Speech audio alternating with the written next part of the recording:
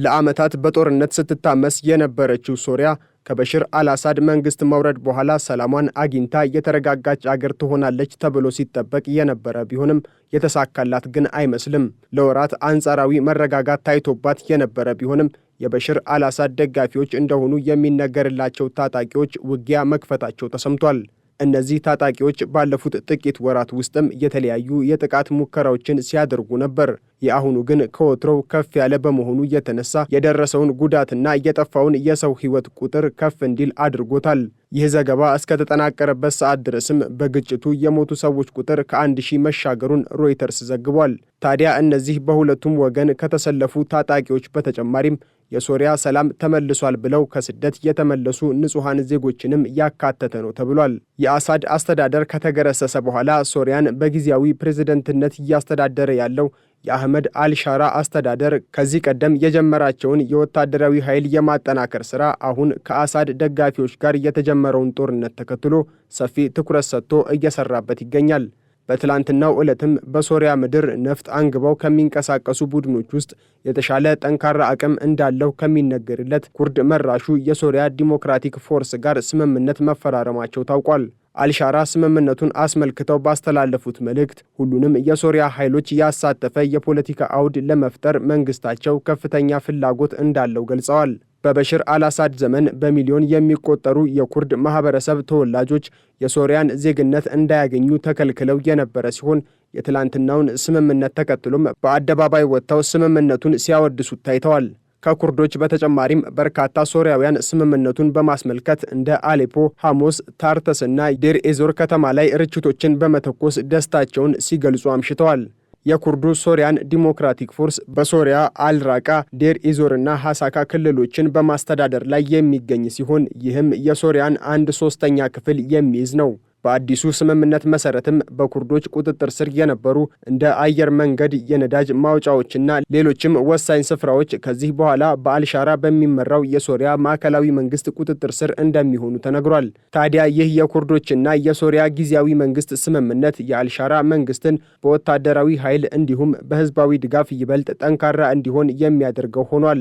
በተለይም ደግሞ ስምምነቱ የአሳድ ደጋፊዎች ጦር ባነሱበት በዚህ ወቅት መደረጉ ደግሞ ለአሳድ ደጋፊዎች ከፍተኛ የስጋት መልእክትን የሚያስተላልፍ ሆኗል።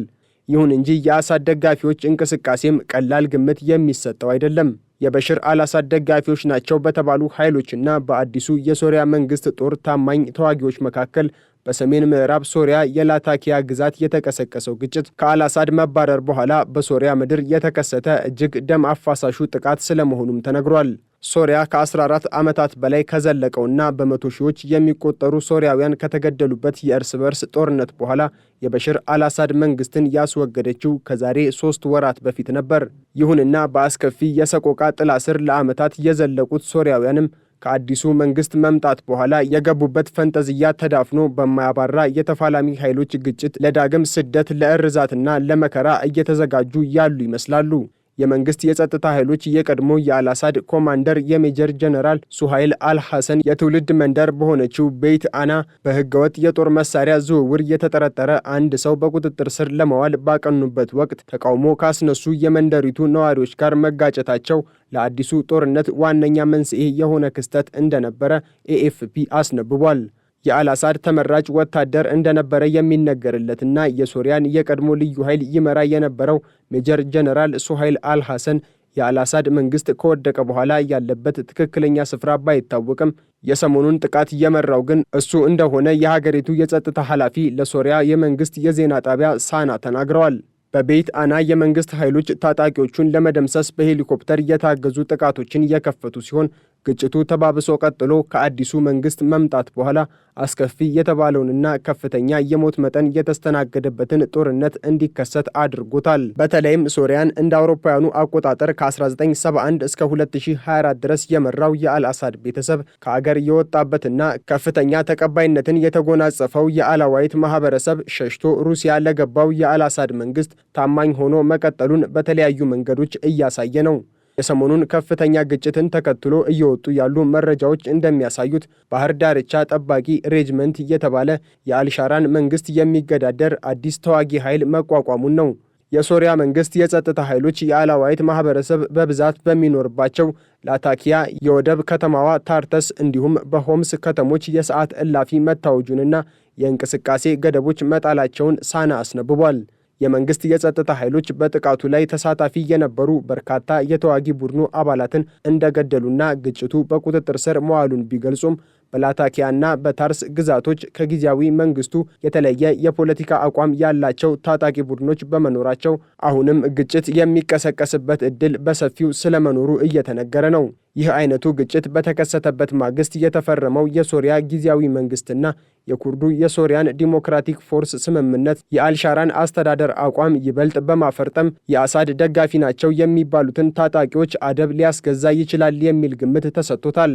ይሁን እንጂ ቀድሞውንም ቱርክና ኢራንን ጨምሮ አሜሪካና ሩሲያም የመፈታተሻ ሜዳ አድርገዋት የቆየችው ሶሪያ የበሽር አልአሳድን አስተዳደር ከላይዋ ብታስወግድም እነዚህ አገራት የራሳቸውን ጥቅም ለማስከበር ሲሉ ያስታጠቋቸውና አይዟችሁ የሚሏቸው በርካታ ታጣቂ ቡድኖች አሁን ላይ ስጋት ሆነው እንደቀጠሉ ናቸው። አዲሱ የአልሻራ አስተዳደርም እነዚህን ቡድኖች ወደ አንድ እንዲሰባሰቡ ለማድረግ ጥረቶችን ቢያደርግም በሚፈለገው መጠን ውጤታማ ሊሆንለት አልቻለም። ከሁለት ወራት በፊትም ሁሉም በሶሪያ ምድር የተፈለፈሉ የትጥቅ ቡድኖች አዲስ በተቋቋመው የአገሪቱ መከላከያ ውስጥ እንዲካተቱ ጥረት አድርጎ አብዛኛዎቹ ቢስማሙለትም አንዳንድ የአልሻራ የፖለቲካ መንገድ ያልተመቻቸውና የቀድሞው ፕሬዝዳንት በሽር አልአሳድ ታማኞች ሳይቀበሉት ቀርተዋል። አልቀበልም ብቻ ሳይሆን የአልሻራን አስተዳደር እረፍት እየነሱት ይገኛሉ። አንዳንዶቹ አሁንም በሶሪያ ምድር ጥቅም አለን በሚሉ አገራት የሚደገፉ መሆናቸውም ይነገራል። በሌላ በኩል ደግሞ የአልአሳድ አስተዳደር የነበረው ወታደራዊ ክምችት ከፍተኛ ስጋትን ጥሎብኛል የምትለው እስራኤል የሶሪያን ድንበር አልፋ በወታደራዊ ካምፖችና የከባድ መሳሪያ ማከማቻዎች ላይ ድብደባ እየፈጸመች ነው።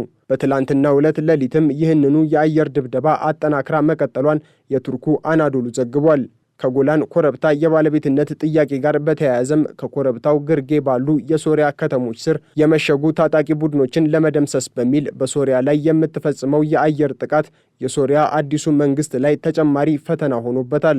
በሌላ በኩል ደግሞ በእስራኤል ድጋፍ ያገኛሉ የሚባሉት ከድሩዜ ማህበረሰብ የወጣው ጦር ከላታኪያ ግዛት በተጨማሪም በሶሪያ ደቡባዊ ክፍል ለአዲሱ የሶሪያ መንግስት ፈተና ስለመደቀኑም እየተነገረ ነው። በዚህ ሁሉ ስጋቶች መሃል ተወጥራ ያለችው ሶሪያ የሁለቱ አካላት አዲሱ ስምምነት በብዙዎቹ ዘንድ ተስፋ የተጣለበት እንዲሆን ያደረገው በአገሪቱ ከፍተኛ ወታደራዊ አቅምና የበርካታ ሶሪያውያን ድጋፍ ያላቸው ቡድኖችን ያጣመረ በመሆኑ ነው። ይህንን ስምምነትም ተከትሎ የሶሪያ ጎረቤትና በዓመታት የሶሪያ ጦርነት ላይ እጃቸው ረጅም እንደነበረ የሚነገርላቸው ቱርክና ኢራን እስካሁን ያሉት ነገር ባይኖርም ሳውዲ አረቢያና ኳታርን ጨምሮ የተለያዩ የአረብ አገራት ስምምነቱን አድንቀውታል።